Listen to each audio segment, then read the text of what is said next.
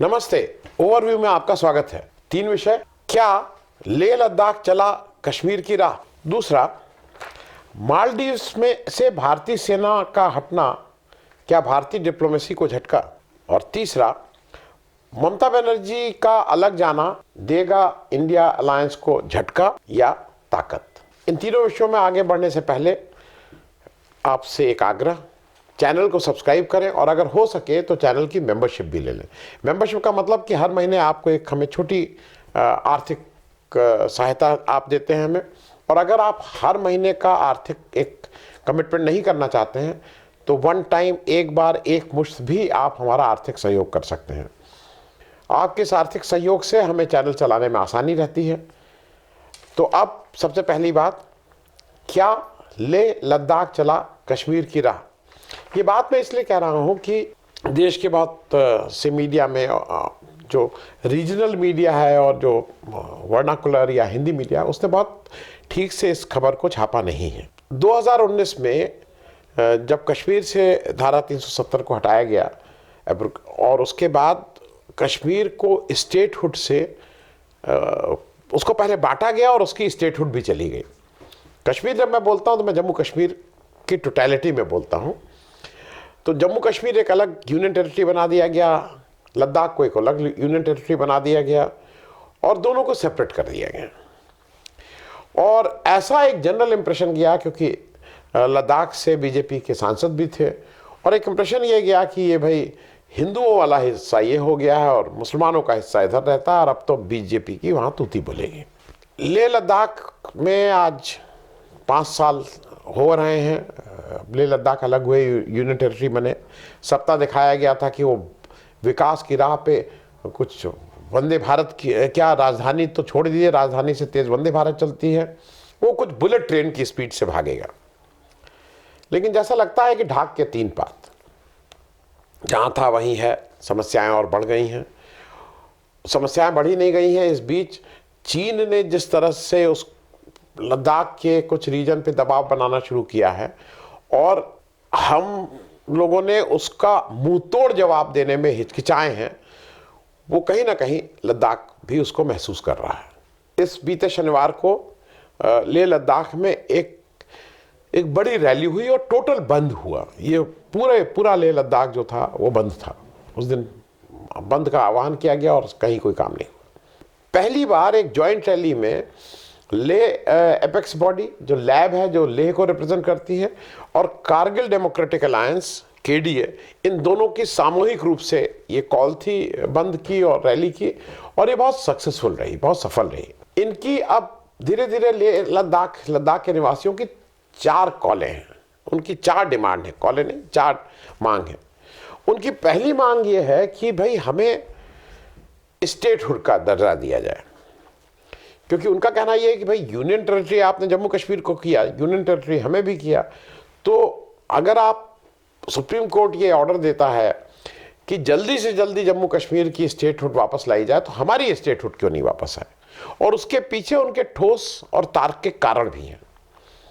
पहला कारण यह है कि जब वो जम्मू कश्मीर का हिस्सा थे तो लद्दाख वाली एरिया से 4 उनके चुने हुए MLA विधायक जम्मू कश्मीर संयुक्त जम्मू कश्मीर के विधानसभा में जाते थे चुन के, और 2 विधान परिषद में जाते थे।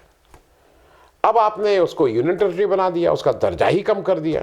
तो दर्जा कम कर देने के बाद लेह लद्दाख में तो कोई विधानसभा है नहीं, तो अब वो जो 4 चुने हुए रिप्रेजेंटेटिव थे वो खत्म हो गए और 2 विधान परिषद में जाने का कोई मतलब ही नहीं। ये सारा कुछ अब मामला खत्म कर दिया गया। तो उनका कहना यह है कि अगर सुप्रीम कोर्ट के आदेश पे वापस स्टेटहुड मिलने की बात है जम्मू कश्मीर को, तो हमें क्यों नहीं मिलेगी, और ये बात हमें भी मिलनी चाहिए। दूसरा उनका तर्क यह है कि नॉर्थ ईस्ट स्टेट में जैसे छोटे छोटे राज्यों को भी स्टेटहुड मिली है, और उसमें वो नाम लेते हैं मिजोरम, त्रिपुरा, सिक्किम अगर 6 लाख लोगों का प्रदेश है, इनकी संख्या 5 लाख है, तो अगर 6 लाख वाले को स्टेट माना जाता तो 5 लाख वाले को क्यों नहीं आप स्टेटहुड देंगे? और ये उनकी मांग अगर इस कसौटी पे कहें तो बहुत नाजायज़ भी नहीं है। मिजोरम सिक्किम 6 लाख का, मिजोरम 10 लाख का, तो इनको देने में आपको क्या दिक्कत है? दूसरा एक उनका एक इम्पॉर्टेंट मांग ये है कि लद्दाख को भी 6 शेड्यूल में शामिल किया जाए और उसको ट्राइबल स्टेटस दिया जाए। उसकी बहुत सी ट्राइब्स हैं जिनको अब इस पूरी स्टेट को ही स्टेट बनाइए और स्टेट को ट्राइबल स्टेटस दीजिए। ये उनकी दूसरी डिमांड है। एक डिमांड उनकी और इम्पॉर्टेंट है और उसको अगर आप डिटेल में करिए तो ये साफ दर्शाती है कि केंद्र सरकार ने जिस तरह से हड़बड़ी में 370 हटाया था बिना किसी बैकअप प्लान के, ये उसको दर्शा रहा है। वो कह रहे हैं कि जॉब रिजर्वेशन, जो लोकल नौकरियां हैं उसमें जॉब का रिजर्वेशन लद्दाख वालों के लिए होना चाहिए। और उसका एक बड़ा कारण ये है कि वो ये कह रहे हैं कि अब एक लद्दाख पब्लिक सर्विस कमीशन भी बनना चाहिए। UP public service commission, Bihar public service commission, सब जगह का service commission, Punjab Haryana service commission, तो why not Ladakh public service commission? और वो करके आप लद्दाख वाले के जो निवासी हैं उनका रिजर्वेशन भी उसमें करिए। चौथी और अंतिम डिमांड उनकी ये है कि आप भाई, अब यहां से अभी तक एक एमपी जाता है लेकिन अब आपको 2 भेजने होंगे, क्योंकि एक लेह को रिप्रेजेंट करेगा, एक करगिल को करेगा। तो 2 आप लोकसभा एमपी अभी तक एक थे, अब उसको 2 करिए। और वो ये भी कहते हैं कि अगर सिक्किम जैसी स्टेट को राज्यसभा में प्रतिनिधित्व मिलता है तो लद्दाख को क्यों नहीं राज्यसभा में प्रतिनिधित्व? सारी मांगे जायज हैं, ठोस हैं। और एक बात और, वो ये कहते हैं कि जिस तरह से नॉर्थ ईस्ट स्टेट की काफ़ी स्टेट, मिजोरम, त्रिपुरा, सिक्किम के नाम लेते हैं वो बार बार, उसको आर्टिकल 371 का प्रोटेक्शन प्राप्त है, तो हमसे ये प्रोटेक्शन क्यों छीन लिया गया है? तो इन सारी बातों के साथ जो मुझे लगता है कि लेह लद्दाख को चूंकि नीयत साफ नहीं थी जम्मू कश्मीर को जब आपने बांटा और फिर उसका स्टेटहुड लिया, इसलिए जो विकास आप सोचते थे वो विकास हुआ नहीं। मेरे हिसाब से आप तत्काल इलेक्शन कराइए जम्मू कश्मीर में। आप उनको जो स्टेटहुड की मांग है, आज नहीं तो कल तो आपको लद्दाख को देना ही होगा। आप जल्दी से उनके यहाँ स्टेट बनाइए, उनको वोट अपने विधायक चुनने की ताकत दीजिए, तभी कोई एक लॉन्ग टर्म मामला बन पाएगा जिसमें अमन, चैन, शांति और विकास सब संभव होगा। तो ये तो हो गई बात लद्दाख की। अब दूसरी बात, मालदीव से भारतीय सेना को हटाना क्या भारतीय डिप्लोमेसी को झटका है? ये बात इसलिए मैं कह रहा हूं कि अब ये आ गया सार्वजनिक रूप से कि प्रेसिडेंट, जो मालदीव्स के प्रेसिडेंट हैं मोहम्मद मुजू, उन्होंने साफ तौर पे कहा है कि भारत के 3 जगह वहां सैन्य ठिकाने हैं। उस पर ऐसा कहा जाता है कि भारत ने 2 हेलीकॉप्टर और एक हवाई जहाज इन लोगों को दिया हुआ है, मालदीव्स के लोगों को, उनकी सेना को, और उसको ऑपरेट और उसको मेंटेन और उसको देख रेख के लिए ये करीब हमारे 88 सैन्यकर्मी वहाँ काम करते हैं 3 अलग अलग जगहों पे। अब एक चीज़ और समझ लीजिए कि सब क्यों और कैसे शुरू हुआ। पिछले सितंबर अक्टूबर में जब इलेक्शन कैंपेन शुरू हुआ, नए राष्ट्रपति को चुनने की प्रक्रिया, तो उसमें जो अभी हमारे मोहम्मद मुजू साहब हैं, इनकी पार्टी ने कैंपेन चलाया इंडिया आउट। इंडिया आउट का मतलब ये था कि जहां जहां हमारे सैनिक हैं उन सारे भारतीय सैनिकों को मालदीव से बाहर किया जाए, वापस भेजा जाए। उनकी लॉजिक ये है कि भाई हमारे इंटरनल मैटर्स में अगर कोई दूसरे राष्ट्र का व्यक्ति आके इंटरफेयर करता है तो वो हमारी ताकत कम होती है, और हम सेल्फ सस्टेनिंग बनना चाहते हैं, आत्मनिर्भर बनना चाहते हैं। तो हम नहीं चाहते हैं कि कोई विदेशी सेना का व्यक्ति आके हमारे यहाँ सुपरवाइज करे या हमें देख रेख करे। हम अपने आप अपना सुपरविजन करने में सक्षम है और धीरे धीरे हम अपनी सेना को डेवलप भी कर लेंगे। प्रेसिडेंट मुजू का भी बैकग्राउंड इसलिए आपको बता दूं कि आपको समझ में आना चाहिए कि प्रेसिडेंट मुजू क्या चीज़ है। प्रेसिडेंट मुजू नवंबर 2011 में प्रेसिडेंट इलेक्ट हुए। उससे पहले भी वो मंत्री रहे हैं, मतलब पुराने पॉलिटिशियन हैं। लेकिन एक जो चीज़ उनकी मतलब हम सबको समझना चाहिए, बहुत पढ़े लिखे हैं। वो सिविल इंजीनियरिंग में पीएचडी हैं, university of London, university of Leeds से, कहीं आर्किटेक्ट, कहीं इस तरह, मतलब खूब पढ़े लिखे व्यक्ति हैं। और उससे पहले वो मेयर ऑफ, अभी जब आए उससे पहले वो माले जो उनकी कैपिटल है, राजधानी है, उसके मेयर भी रहे हैं। मालदीव्स 5 लाख, जैसे मैंने कहा था, 5 लाख जनसंख्या का एक देश है, जहां पे समुद्र से एवरेज ऊंचाई उस पूरे देश की 4 फीट 11 इंच है। और जो सबसे ऊंचा स्थान उस देश का है वो 7 फीट 10 इंच। अगर कोई हमारे यहाँ 7 फीट वाले कुछ व्यक्ति 7 फीट 10 इंच बहुत अच्छा वो नहीं, लेकिन अगर कोई हाथ ऊपर कर दे, 6 फुट वाला भी अगर हाथ ऐसे कर दे तो वो सबसे ऊंची जगह मान लीजिए मालदीव्स की खड़ा हो जाएगा। ये कोई ओवरनाइट नहीं है, ये प्रक्रिया वहाँ बहुत दिनों से खींचतान चल रही थी। और मालदीव्स के लोगों को लगता था कि भारत के सैन्य वहाँ सेना रहने से उनके इंटरनल मामलों में दखलंदाजी होती है। और इसीलिए जब अगस्त 2023 में प्रेसिडेंट मुर्मू ने अपना इलेक्शन कैंपेन शुरू किया तो उन्होंने इंडिया आउट की बात उसी समय से कही थी। ये जो हमारे 88 सैन्य अधिकारी हैं, इनके लिए कहा गया है कि 10 मार्च तक एक ठिकाने से सारे लोग चले जाओ, बाकी 2 ठिकाने पे जो सैन्यकर्मी हैं वो 10 मई तक 100% यहाँ से चले जाएं। अब एक दो चीज़ें ज़रा समझने वाली हैं। जब प्रेसिडेंट मोहम्मद साहब ने ओथ ले ली नवंबर में, तो सबसे पहले वो टर्की गए और फिर वहाँ से दुबई गए नवंबर के आखिरी सप्ताह में। ये बात मैं इसलिए कह रहा हूँ कि ये कहीं ना कहीं जिस तरह की पॉलिसी अल्पसंख्यकों के लिए भारत में उनको जो ट्रीटमेंट दिया जा रहा है, उनके प्रति जो बर्ताव किया जा रहा है, मेरे हिसाब से उसका भी ये रिफ्लेक्शन ज़रूर है मालदीव्स में। और मालदीव्स के जब राष्ट्रपति टर्की या दुबई जाते हैं तो वो उस भावना, उस चीज़ को समझते हैं। मालदीव्स पूरी तरह से मुस्लिम कंट्री है। अब एक दो चीज़ें जो तुरंत प्रोवोक की इस बात को, ये बात थोड़ा धीरे भी चल सकती थी, डिप्लोमेटिक रूट से कुछ इसमें बातचीत आगे बढ़ाई जा सकती थी। उसमें मामला आया मोदी जी की जब लक्षद्वीप यात्रा हुई जनवरी के पहले सप्ताह में, वहीं से ट्रिगर हो गया।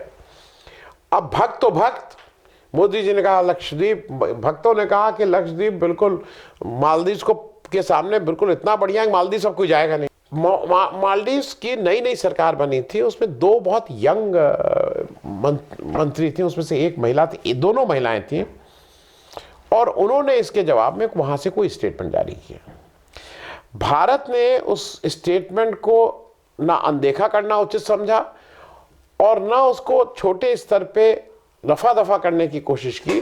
भारत ने उसमें प्रॉपर मालदीव्स में जाके एक डिप्लोमेटिक प्रोटेस्ट लॉन्च किया और हिंदुस्तान मतलब अपने यहाँ भी उनके राजदूत को या हाई कमिश्नर जो है उसको बुला के एक ऑफिशियल उसके साथ प्रोटेस्ट लॉन्च हुआ। प्रेसिडेंट मोहम्मद के ऊपर प्रेशर आया और उन्होंने उन दो या 3 मंत्रियों को सैक कर दिया। बहुत यंग मंत्रियां थे, 30 साल की 32 साल की वो लोग थे। अब यहां से खींचतान शुरू हो गई। अब यहां से ही हो गया कि हम तो मालदीव्स को मुंह की चखा देंगे। और हिंदुस्तान की एक आध जो ट्रेवल कंपनीज हैं, इजी माई ट्रिप एक उसमें है, उसने मेरे पास भी ऑफर भेजा कि हम अब सारी हमने जितनी टिकटें थी, जितनी बुकिंग थी मालदीव्स की, हमने सब बंद कर दी। क्योंकि वो ये सब लोग राष्ट्र प्रेम बताने लगे अपना। अब राष्ट्र प्रेम का हुआ क्या ये समझ लीजिए। अभी तक 68 के बाद, जब मालदीव्स जब से आज़ाद हुआ, 68 के बाद जो भी प्रेसिडेंट आता था, नया प्रेसिडेंट बनता था, वो इंडिया ज़रूर आता था बताने के लिए। और जनरली वो पहली दूसरी विजिट ही उसकी इंडिया की होती थी आउटसाइड मालदीव्स। इस बार ये जो प्रेसिडेंट मोहम्मद हैं, ये चाइना के निमंत्रण पे सबसे पहले जनवरी के शायद 7 तारीख को ये पहुंच गए चाइना। अब समझने वाली बात है कि हमने क्यों नहीं मालदीव्स को इनवाइट किया, हम क्यों बैठे रह गए। चाइना इनवाइट कर रहा, हमने इनवाइट ही नहीं किया, क्योंकि डिप्लोमेटिक सोच से ये कहीं नहीं आया है कि मालदीव्स को इनवाइट किया गया था। अरे इस बार के रिपब्लिक डे परेड में ही उनको बुलाए होते, क्या दिक्कत थी। आपका नेबर है, नए प्रेसिडेंट बने हैं, फ्रांस के लोगों को 5-5 बार आप बुलाए जा रहे हैं, यहाँ इनको बुलाने में आपको क्या थी, हमने क्यों नहीं इनवाइट किया। और प्रेसिडेंट मोहम्मद जब 13 जनवरी को वापस चीन से आते हैं तो क्या इंटरव्यू देते हैं, वो कहते हैं कि हमारा देश छोटा है पर किसी भी को भी उसको जो बुली करेगा, if anyone tries to bully, हम होने नहीं देंगे, हमारे ऊपर जबरदस्ती नहीं होने देंगे। और बिना बात के हमने एक अच्छे खासा मित्र देश जिसके साथ हमारे पुराने संबंध थे, जिसको उनके 96 में भी जब वहाँ एक कूच जैसी स्थिति थी, हमने अपने हवाई जहाज और नौसेना भेज के उसमें इंटरफियर किया था। ऐसे राज्य को हम धक्का देके कहीं चीन की गोदी में बिठाने का काम कर रहे हैं। इसके दूरगामी परिणाम होंगे और मुझे लगता है कि डिप्लोमेटिक स्तर पे इस पे दिस इज अ फेल्योर, इसमें कहीं कोई दो राय नहीं है। अब तीसरी बात, ममता बनर्जी जी का अलग जाना मजबूरी या ताकत। अब ऐसा लग रहा है कि ममता बनर्जी जी इंडिया अलायंस का अब हिस्सा नहीं रहेंगे, क्योंकि उनका जो स्टेटमेंट आ रहा है वो बार बार आ रहा है कि हम इंडिया अलायंस में तो हैं लेकिन इलेक्शन हम अपने आप लड़ेंगे। वो किसी के साथ वहाँ सीट नहीं देना चाह रही हैं। कांग्रेस का पहले बहुत ठीक से आया था कि भाई वो उनके बिना इंडिया अलायंस संभव नहीं है, लेकिन अब अगर ममता बनर्जी जी इंसिस्ट कर रही हैं तो कोई क्या करेगा।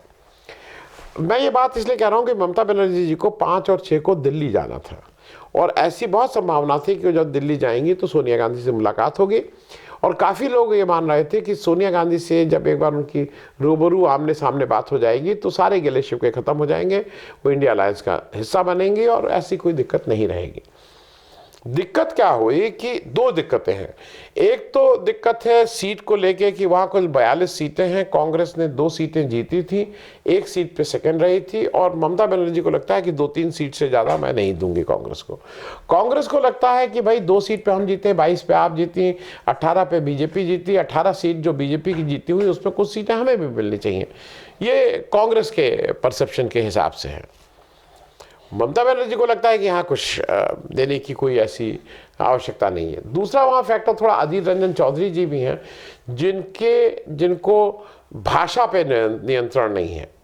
वो एक बार पार्लियामेंट में भी फंस चुके हैं। वो भाषा जाने अनजाने में करते हैं कि जानबूझकर करते हैं ये नहीं मालूम, लेकिन वो उनकी भाषा की वजह से कांग्रेस को ममता बनर्जी के गुस्से से भी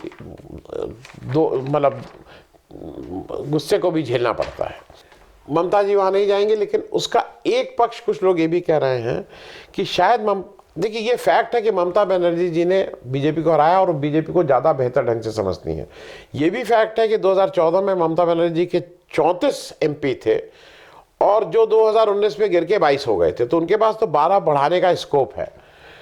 तो ममता जी को शायद ये भी समझ में आ रहा है कि अगर तृणमूल कांग्रेस अलग अलग लड़ती हैं तो शायद इसका ज़्यादा बेनिफिट बीजेपी को नहीं मिलेगा, तृणमूल को मिल जाएगा, क्योंकि वो सारे वोट जो तृणमूल से गुस्सा हैं वो बीजेपी में जाने के बजाय हो सकता है कांग्रेस में चले जाएं, क्योंकि मूल रूप से पुरानी पार्टीज हैं। तो मुझे सिर्फ ये कहना है कि ये ममता दीदी को तैयार करना है कि अगर आप इंडिया अलायंस से हटती हैं तो इंडिया अलायंस क्या उससे आप कमज़ोर होगा, लेकिन या आपको अपनी स्कीम ऑफ थिंग्स में लगता है कि इन कारणों से अगर मैं हटती हूँ तो इंडिया अलायंस उससे मजबूत होगा।